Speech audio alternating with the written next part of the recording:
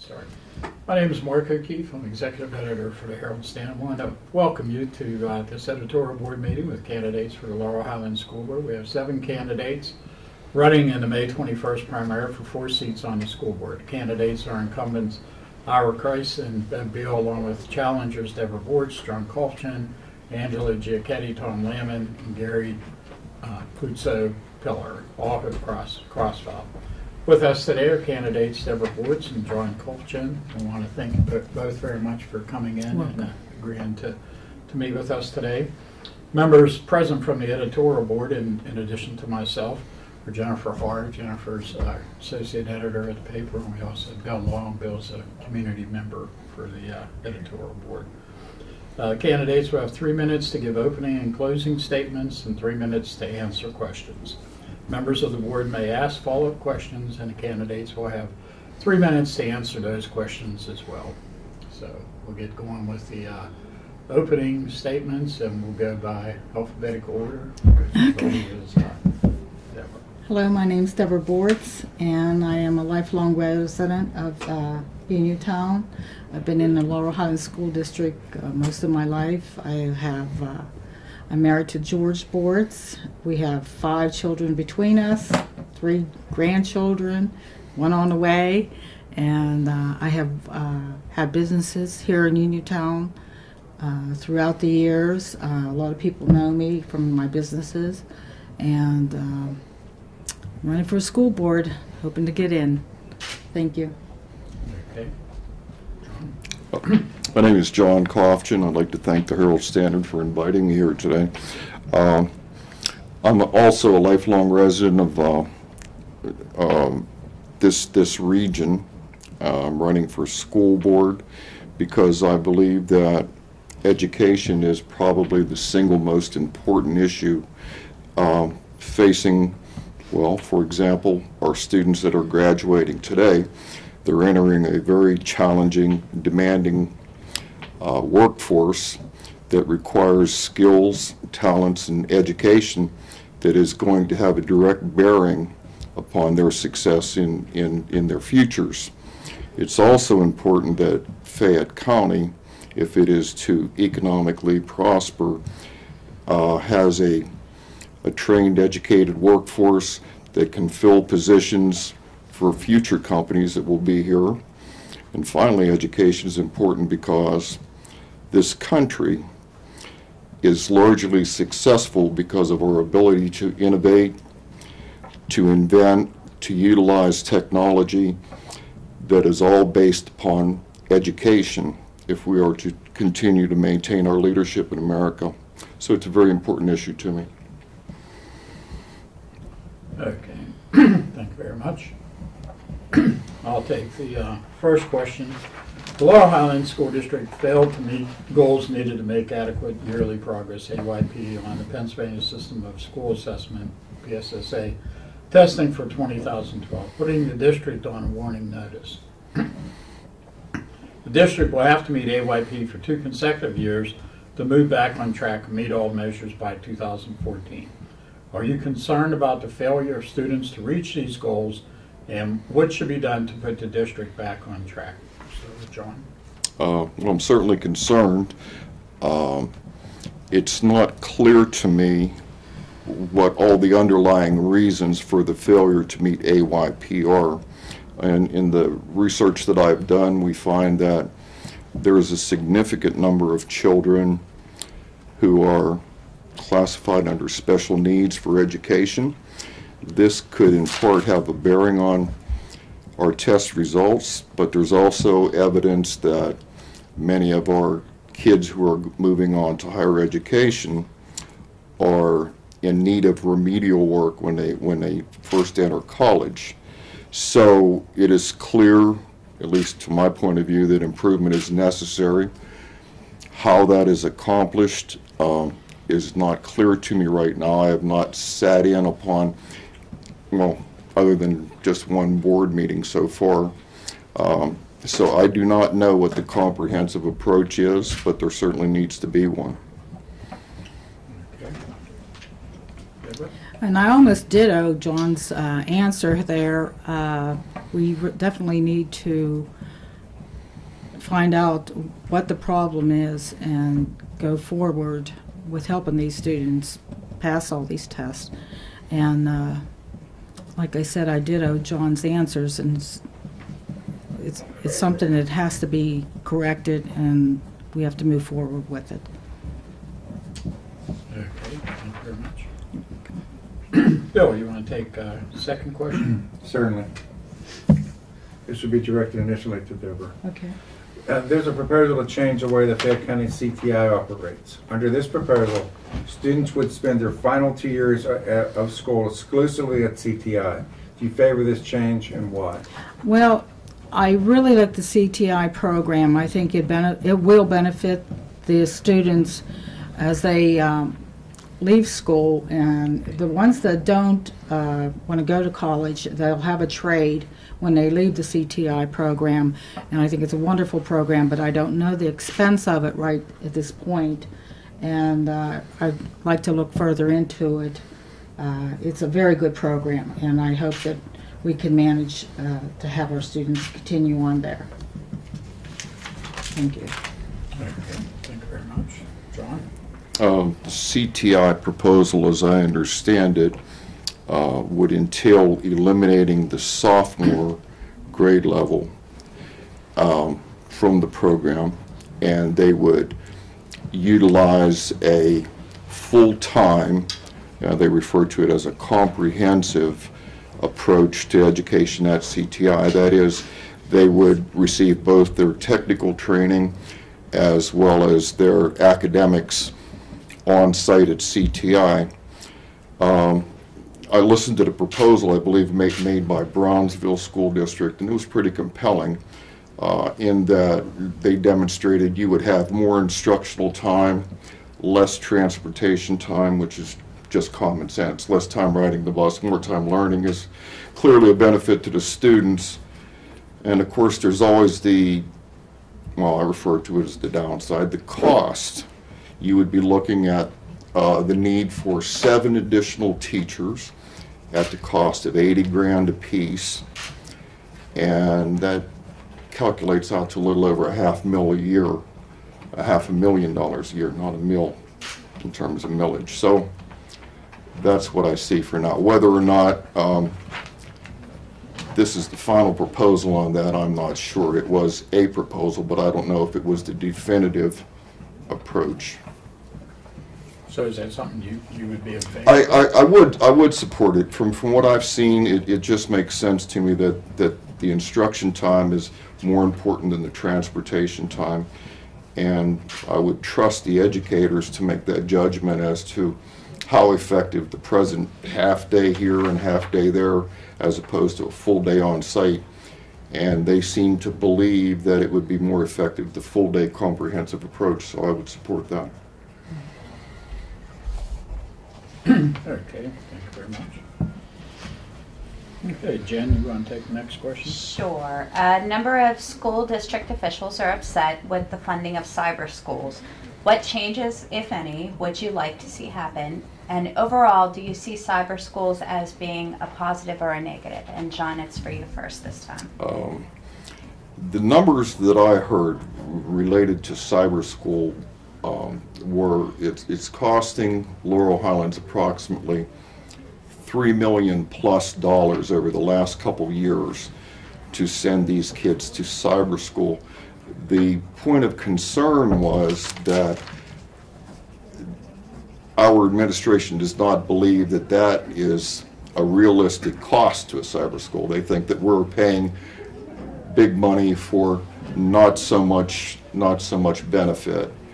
Now, the concept of cyber school in general, I think that says something about when parents are looking for a better product, a better way to educate their children. I think that reflects not so well on the current system when people are looking for alternatives.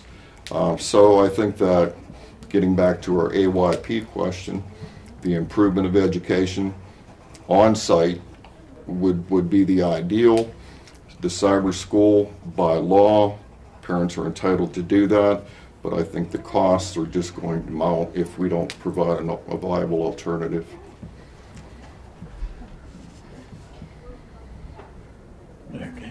Thank you very much. Debra? Okay, I also believe that the cyber school is very expensive to the school district, and that I don't believe that the education is as strong at cyber school as it would be hands-on. I really feel that we need to educate our children in the school district and not at cyber school. It's just too cost-effective for the district, the taxpayers at this point, and our economy is so bad right now that I feel that somewhere along the line we're going to have to raise taxes just to support the cyber school, and I don't think that's not my. I just don't believe in it. Sorry. Thank you. Okay, thank you. Okay, I'll take the next question. In light of the Newtown school shootings, do you think your schools have adequate safety measures in place? And are there any changes you would like to see? We'll start with Debra. I don't feel there's enough security in the school districts. I believe that we should have hands-on ex-police officers, ex-military. I believe that there should be, I believe in carrying a gun in the school. If you are a security officer, I think we need more training. I think at least 3 times a year we should have a drills with the children. The one that they had at the school was a wonderful program that they did, and I just feel that we do need more security at all the schools and more drills. That's my point on security. Okay. John? In all candor, I'm not well versed on the security at Laurel Highlands right now. I certainly will be by the time I take this position if I'm elected. I would agree with Ms. Bortz that it may very well, after the entire assessment is done of security at Laurel Highlands, it may be decided that armed security is appropriate. I'm not convinced of that right now, but I would certainly be attentive to any suggestions that were made by people in the know, people who are familiar with the situation. What about arming the school guards and people at the school? Are you in favor of that? You know, I think as far as arming the guards, I am not opposed to trained individuals being armed. I question the comfort zone of teachers being armed. That seems to be almost counterintuitive for some teachers. The teachers that I know are not necessarily pistol packers or feel comfortable with that role. So that would be a discussion that would have to be had before I would impose that role upon them. I would be more interested in people who have the proper mindset, who have the proper training, and have been vetted appropriately. Okay. Okay, Bill, you want to ask the question number 5 there? Yes, thank you. This is a far-reaching question. State Representative Tim Mahoney has proposed consolidating school administrations in Fayette County with voters electing one county-wide school board. Are you in favor of this change, and can you explain why you're either in favor of it or against it? Okay, I am opposed to consolidation. I've tried to read Mr. Mahoney's proposal carefully, and the primary missing ingredient is what exactly does his proposal do to further education, and it doesn't address that. This is more an organizational change. And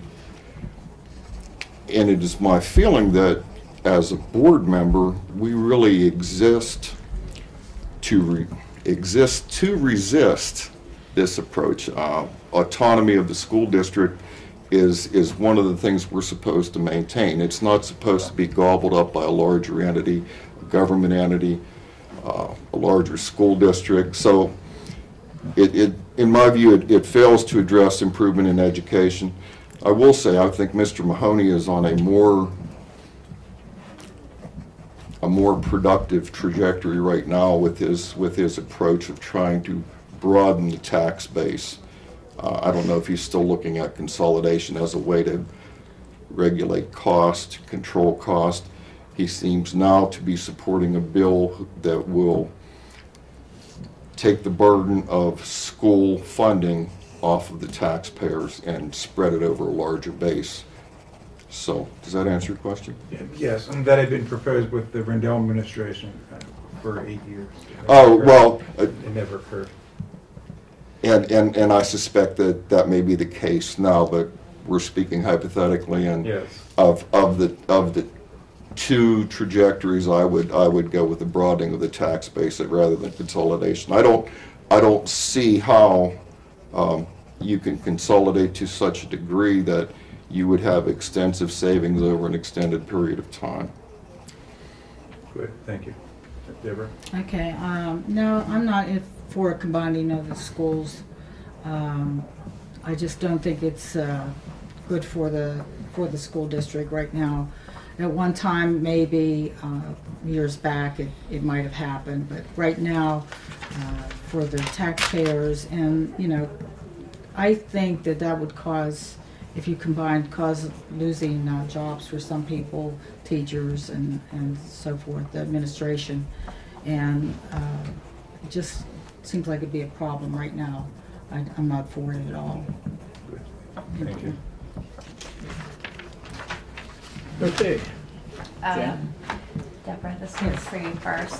The Fraser School District remains the only school district in the county with an anti-nepotism policy. Would you like to see one in place for Laurel Highlands? And can you explain why you're in favor of or against it? I'm not for the nepotism program at all, but I feel if you are a person that is the most qualified person and you are related to that person, you should refrain from voting for that person. Don't even be around for the interviews or anything. That should be up to the rest of the school board members. And I really believe that there should be 6 people voting for that person, knowing that you have a relative on the board. It's all about education and qualifications. And I really, truly believe if you pass the testing scores as, to get that job, then you should be the most qualified person to get it. Okay. Thank you.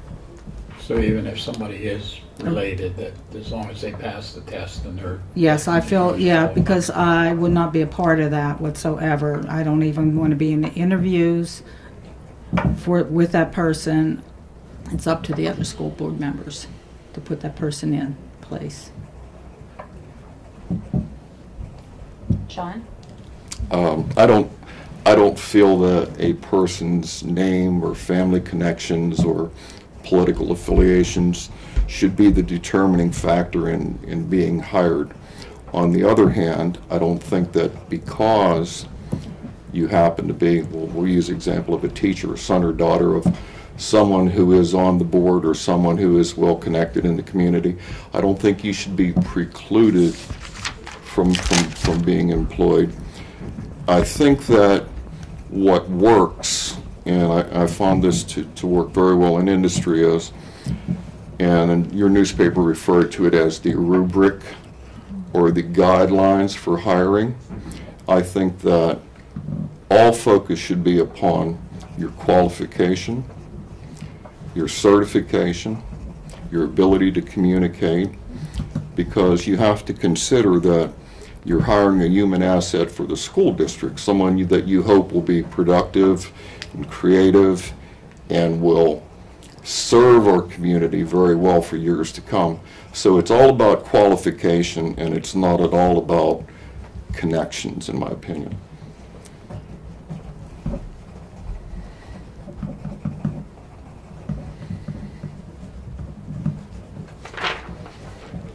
Okay, this will be the final question. This will conclude the questioning part of our meeting today. Governor Corbett has made a number of funding cuts for school districts across the state. How do you think the cuts have affected the Laurel Highlands School District, and are programs being cut that you would like to see brought back? It's John. I'm so sorry. I thought you said Debra. Sorry, you can if you want to. Okay. The cuts have certainly been adverse. A lot of people don't realize that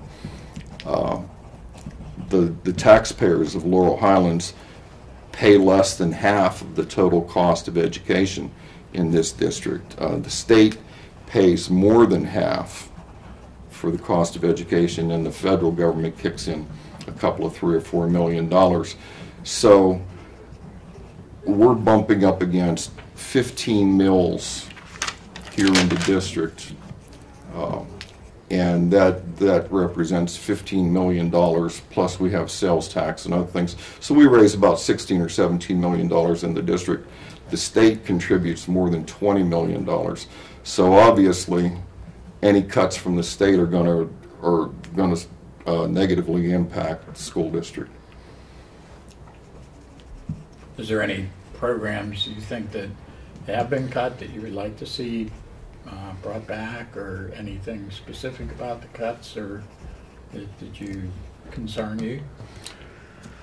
So much of, you like to think that the district is in control of its own destiny, but so much of what the school district has to do is by mandate. We have obligations to provide certain educational opportunities and lunch programs and a variety of things that really we have no autonomy in. We are required to do these things. So if I were looking for more money, I would be looking for more money. For example, one of the federal contributions was for science and math teachers. I think that whatever happens in the classroom is really critical. That's the essence, the crucible of where this education occurs. So I'm looking for funding for teachers in science, math, engineering.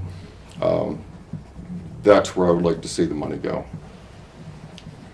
Okay. Debra? Okay. I'm like John. I feel that the funding, the elimination of some of the funding, we really need to get it back somehow, to bring back these teachers and a lot of the people that are still laid off because of all the cuts that we have. And I just feel that we just have to get through what we have now, and whatever way, through grants, whatever the case may be. But I really would like to see, I don't want to see the educational part of it to delete anywhere at all. We have to get these fundings back on this program. Okay. Yes, I agree with John 100%. Okay. Well, the questions are finished, so now we'll give you each 3 minutes for a closing statement. You can feel free to say anything that you want to say about any of the issues concerning the school district. We'll start out with Debra. I really don't have that many issues. I just wish that, first of all, I do want to thank the Herald-Standard for inviting me here today to allow my issues to be heard. But, and I want the taxpayers to know that I'm not for raising taxes this year at all, or any year. I know it's hard on the elderly and it's hard on the unemployed people right now that we're working in the school district, and we just don't have the money out there, and we don't want to raise the taxes. And ask the voters on May the 21st to vote for me. I am going to be your eyes, your ears, and your voice.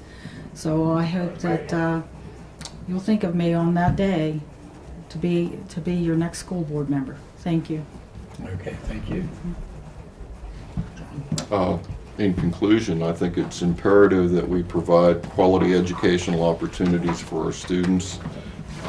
This is the key to their futures, and it's essential that we do our very best to assist these kids however we can. The challenge, and I'm sure every school board member would agree, quality education is our goal. The challenge is we have to do it within the context of what I refer to as the Fayette County demographic. We have high unemployment. We have a rather narrow tax base. We have a median income that's considerably lower than many parts of Pennsylvania. And consequently, we do not have extra cash available to indulge ourselves in every whim and fancy. So we really have to be focused and make every dollar count educationally. Okay. That's it. Okay. Okay, well, thank you very much. Once again, I want to thank the candidates for coming in to meet with us today. Hear our questions and give your answers to the residents of Laurel Highlands School District. I want to thank our viewers out there. We'll see you later.